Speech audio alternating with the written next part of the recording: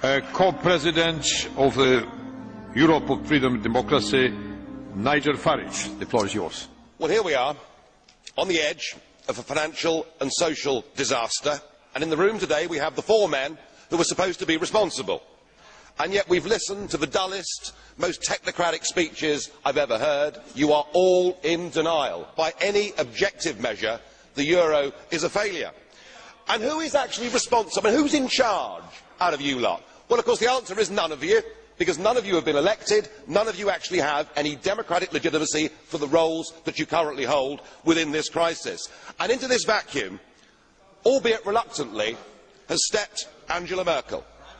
And we are now living in a German-dominated Europe.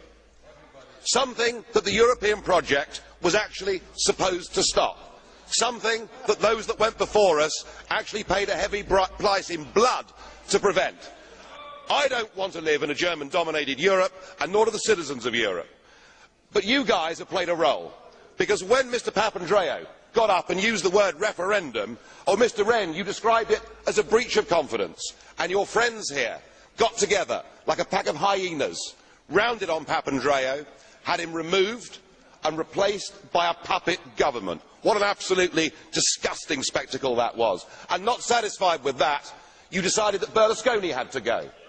So he was removed and replaced by Mr Monti, a former European Commissioner, a fellow architect of this euro disaster, and a man who wasn't even a member of the Parliament. It's getting like an Agatha Christie novel, where we're trying to sort of work out who's the next person that's going to be bumped off. The difference is we know who the villains are. You should all be held accountable for what you've done. You should all be fired.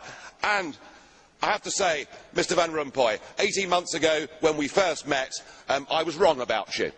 I said you'd be the quiet assassin of nation-state democracy, but you're not anymore. You're rather noisy about it, aren't you? You, an unelected man, went to Italy and said this is not the time for elections, but the time for actions. What in God's name gives you the right to say that to the Italian people? Thank you. Then